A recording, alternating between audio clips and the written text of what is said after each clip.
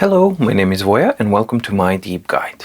Today we are checking out the last week's news, which is regarding the new Boox products and the update OS 3.2 that they've announced. The new devices that are being brought to the market are the Note Air 2, Note 5, not 4, 5, and Max Lumi 2. We're also going to see two new pens, Pen Plus and Pen 2 Pro, and the OS 3.2 update with some of the new features and functionalities. Even though I received the news about all of this when it was time last week, I was first of all really busy with other things, but second of all I had a list of questions that I wanted to ask Boox and get answers to before actually making a video, because the supply of the information was, the press kit was not that detailed at all, and then we got a little bit more information on their websites, which was a good thing, but not all of the clarifications that I was looking for. So I was waiting to receive all of the answers, which I have, so that I'm able to actually include more comprehensive and more detailed information, basically stuff that I was interested in for these devices, and I hope that some other users were or would be interested in as well. So let's check them out. Alright, here is the Boox Max Lumi. So the Max Lumi is, right off the bat, it's unfortunately not Max Air, what I was hoping for very much. That's not the case. Instead we have, from what I can see, pretty much the exact same housing down to the materials that are used, which is magnesium and aluminum alloys. We got dual speakers and all that kind of stuff.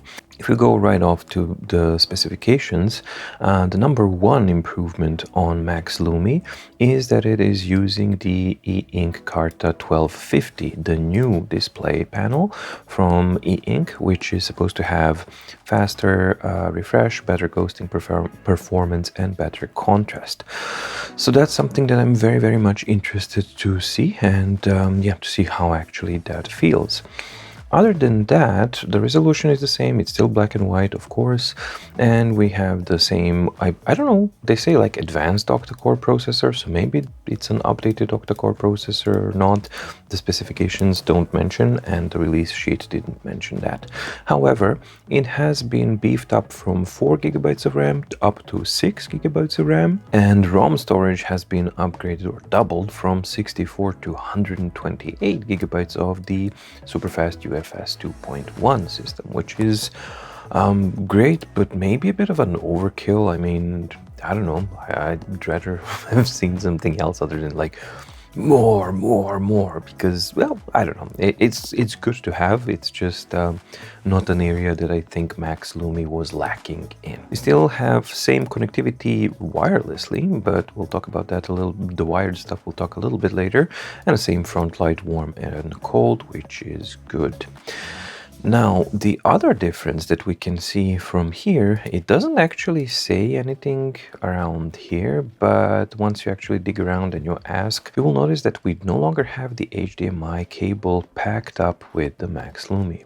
This is because Max Lumi 2 no longer has the hardware HDMI, mini HDMI. Therefore, hardware connection for Max Lumi is no longer supported, only the wireless one, and that's something that they actually say right here in the Q&A. There's, I believe, fourth question or something like that, where they basically say, yep, there's no more hardware connection present, but you can use wirelessly, which is via the Space Desk or any other app that you may choose to do so. But just so you know, wired connection on Max Lumi 2 is no longer a thing. Other than that, the battery is the same, the dimensions are exactly the same, the weight is exactly the same, it's the same device. The other thing that's actually improved is that it's shipping now with the improved pen. So that's the pen, I believe, the one that you get with the Nova Air. I hope that's the same one.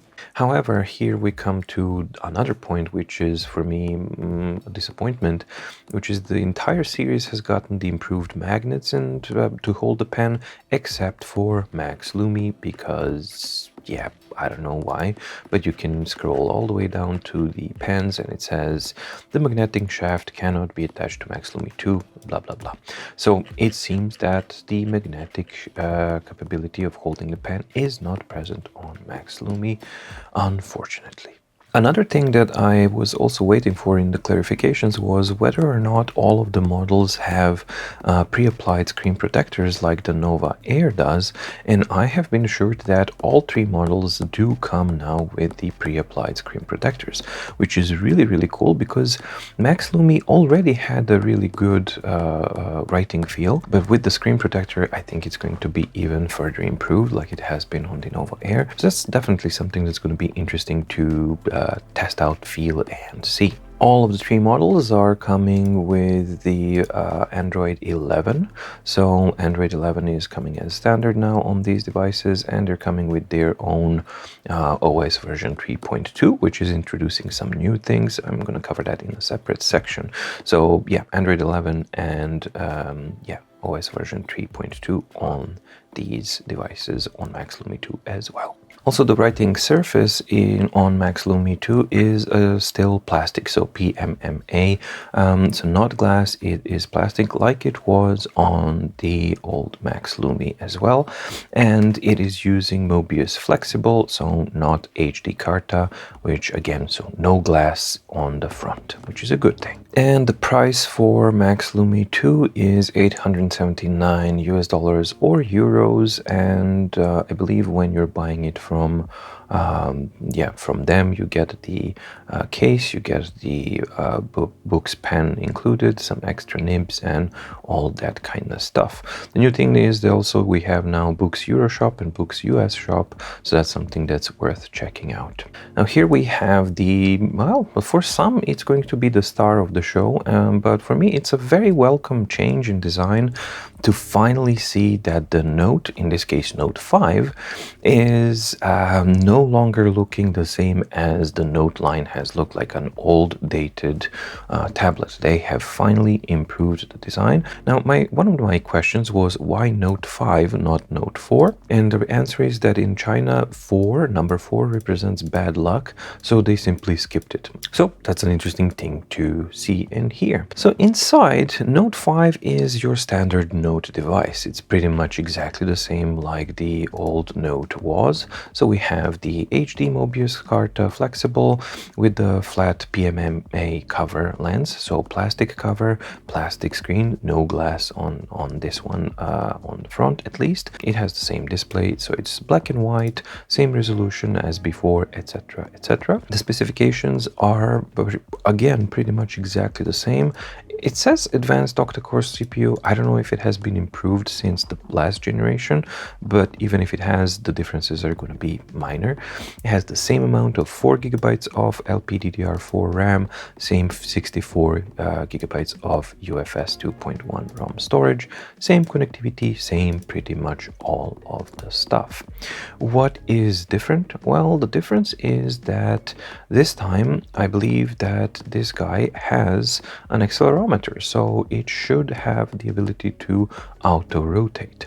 It is also a little bit lighter than before. However, it does have a smaller battery, I think. I'm not sure, I'll have to double check, but I think that Note 3 had a bigger battery than 3000 milliamps. It has dual speakers, has microphone, has all of these things, which is kind of cool. It does have the advanced magnet to hold the new pen in place securely, like the Nova Air, which is a great thing to see for sure. It looks really pretty. It looks very striking.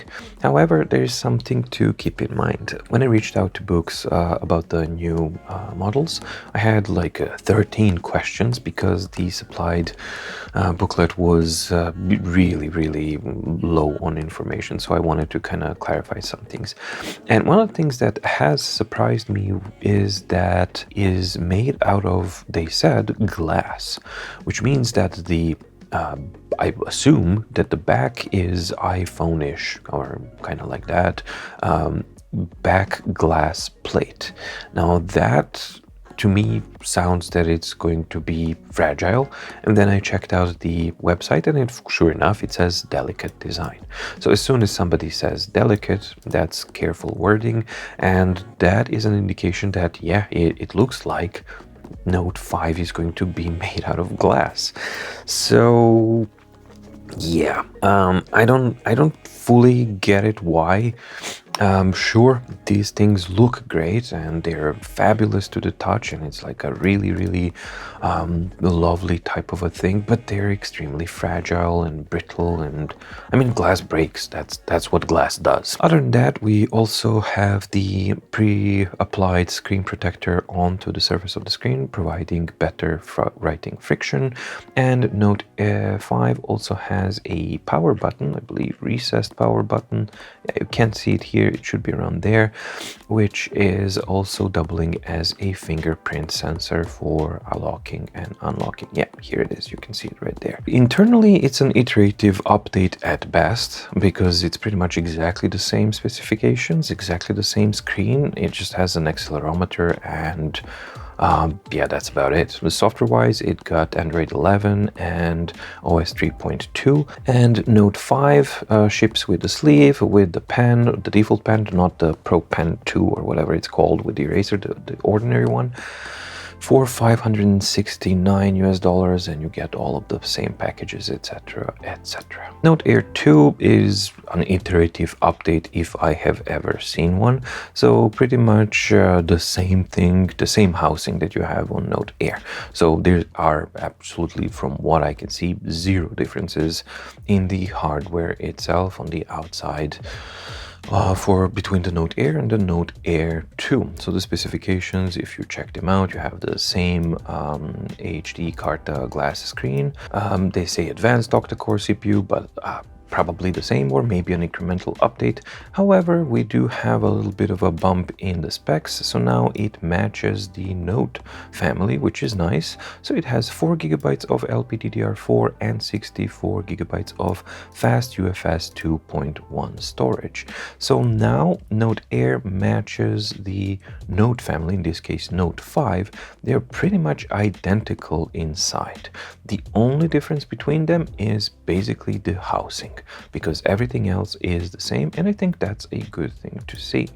The battery is still 3000 milliamps. So basically you can think of the Note Air 2 as Note hardware in Note Air housing, basically. There are no really significant changes here, other than that there's an improved magnet holding like on Nova Air, and that you get the improved pen with, again, better nib, better writing feel, and the better magnetic holding on the side. Another improvement is, which is again standard for all of the devices now coming from Boox, which is a cool thing to see, is that the screen protector comes pre-applied like it has been on the Nova Air, which improves the writing feel. Note Air 2 retails for $500 and it comes with a sleeve, with a new pen, with extra nibs and all that kind of stuff. And of course Note Air 2 also comes with Android 11 and the new OS version 3.2. Another two new products that are coming with this lineup are two new pens. So we get the Magnetic Boox Pen Plus, or let's call it Magnetic Pen Plus, and Magnetic Pen 2 Pro, or let's simplify it, Pen Plus and Pen 2 Pro. So Pen Plus is pretty much the same design as before, but it has improved magnetic holding and improved nib, and I believe that is the one that comes with Nova Air, and that's the one that actually surprised me so much, because physically it looks exactly the same like the old pen that came with Note Air, but it feels nothing like it. It's just way more improved. It's actually the first time a properly good feeling and good writing pen that comes with Boox devices right out of the box, which is a really good thing to see. Pen 2 Pro has all of the same stuff, so improved magnets and improved nibs, but it also adds an eraser sensor on the back. There's no button, just the eraser on the back itself.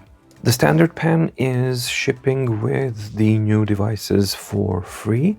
I'm not sure about the pricing of it separately, but I do know about the Pen 2 price, which is going to be $79 or 79 euros.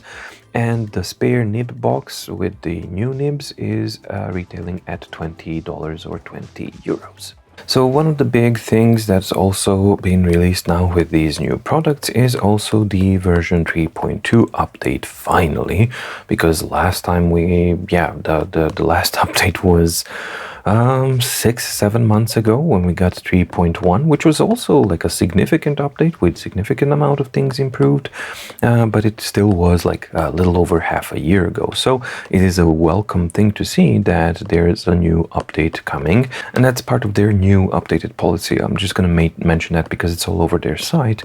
But yeah, so version 3.2, first of all, we got Android 11 on the new devices. I don't know if the old ones are going to get previous generations should get Android 11. They most definitely should, because hardware is exactly the same and there is no excuse for those devices not to get Android 11. But I do know for sure that version 3.2 is coming to previous and the previous generations of the devices. So what are the noteworthy updates that are coming with version 3.2? Well, here's the list that I got, so we'll see. First is the Neo Reader. It improved layout engine V2, including better EPUB text document support. I don't know what that actually means. We also improved page turning performance and a full data sync for library and books. Oh, after 3.2, hopefully in 3.3. So that's something that's still not there, which is a very strange thing, that they still haven't really implemented the ability to synchronize your annotations, hyperlinks, and basically markings of the PDFs directly from one Boox device to another. Instead, you have to actually export, and not everything is exported, so you would have to export in different files, etc, etc. So that's something that's still going to be lacking in 3.2, and they say hopefully in 3.3, and considering that it took like 6-7 months between these two, not a great thing to see. So they have now like a new thing, obviously called Boox Drop. It's no longer push books, and it seems that the main difference is that you can transfer both ebooks and notes back to PC and send files to Boox, and it's way faster. So sounds like they've improved the push books capability, but yeah, without the full synchronization, that's not a great thing. It's a movement in the right direction for sure, because that's something that the platform lacked. However, because it's an open Android, real Android system, you were free to install any other app that would actually compensate for this. But it's a good idea and a good thing to see that they are definitely working on these things. But I wish, in 6-7 months that we had a bit more development on this front.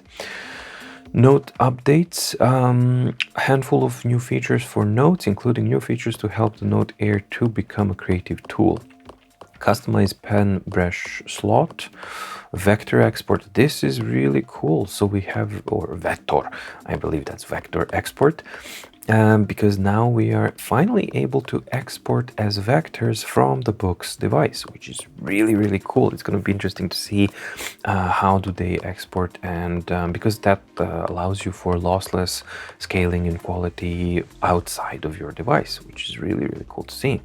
Advanced template settings. Okay, I don't know, the image is way too small for me to figure it out, but what I do see here is that we have multitudes of way more colors to choose from. Even though it is a black and white device, we have the same color choices, I believe, like we had on the Nova 3 color, I am inclined to say. Yeah, I believe it was a Nova 3 color.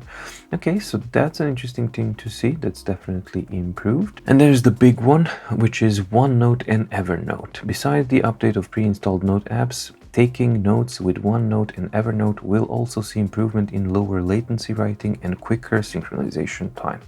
It's essentially an improvement as a creative device.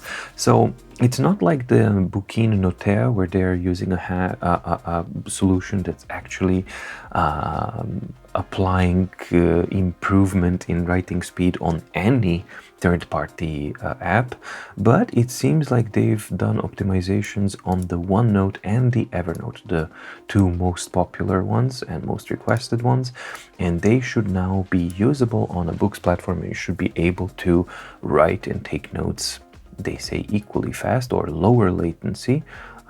So it's going to be interesting to see how much lower and how improved the performance is in these. But that's a big one, and that's something that a lot of people were asking for and hoping for. So that's a cool thing to see.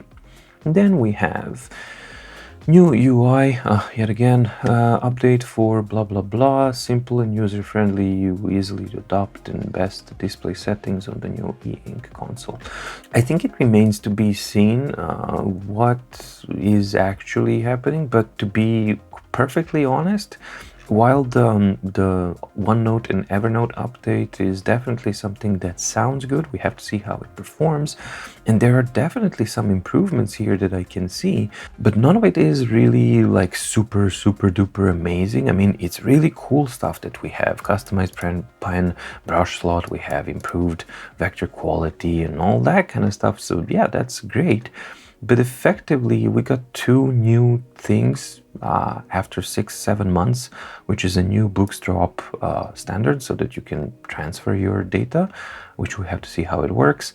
And we got the OneNote and Evernote functionality. None of them are small, but still, for 6-7 months in complete absence of any other updates, it's not that impressive, shall we say. But let's see how it works. Maybe the devil is in the details. We'll see. From the paper itself, not something that I'm really totally blown away with, and not really something that shows 6 and 7 months worth of waiting, in my opinion at least. So these are the two things that I mentioned that are now on the site, and they're kind of putting them as an asterisk, which is basically you're getting a 5 gigabytes of cloud storage for free for all new and existing users, and that you can use for synchronizing or storing your notes online and keep them safe and sound. It sounds like it's reserved for notes because it doesn't say ebooks and notes, it says just notes. So that sounds like the push books that we had from before. And the second one is that Boox is committed to providing free firmware update for all models for more than 3 years since the product launch date, so every Boox user can get improved experiences through continual updates. Which is nice, and I can attest to that because Nova 2 that I bought now 2.5 years ago is still getting its updates, which is a good thing.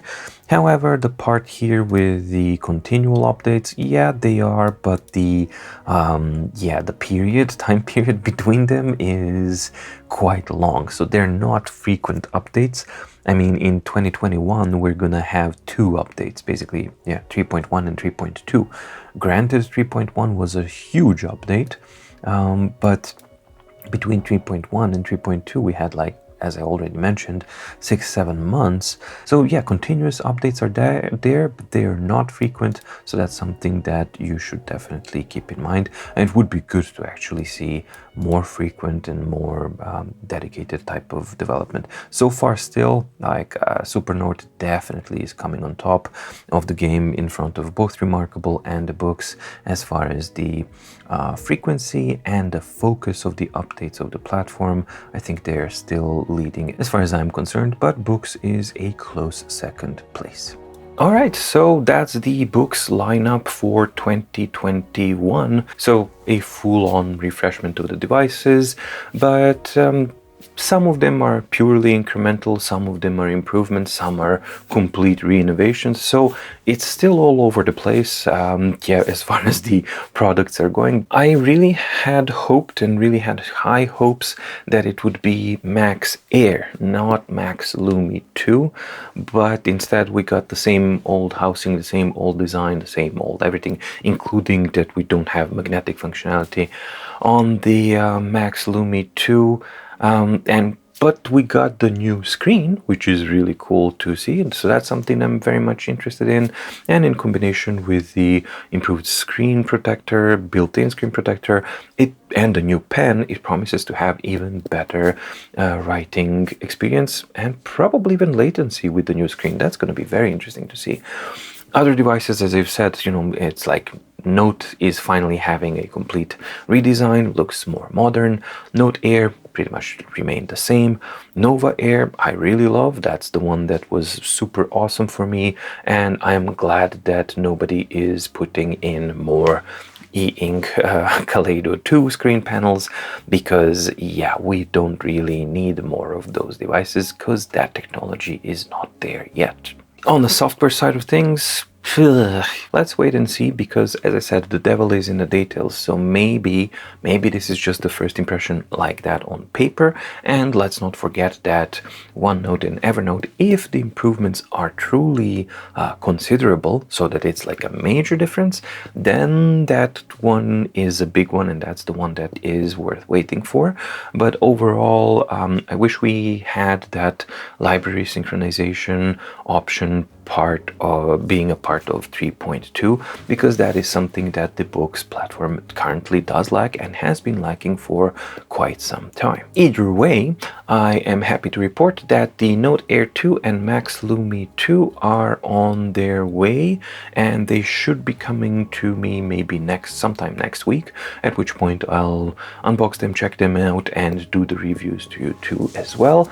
I should be getting the Note 5 as well at some point, but it's not currently available as of yet. I'm not sure about the pens. We'll see if I'm gonna get the Pen 2 Pro to review and to compare with the other ones as well. So yeah, currently not clear on all of the info, but I do know Note Air 2 and Max Lumi 2 are on their way. Alright, thank you so much for watching. Stay safe, stay healthy, and see you in the next video. Bye!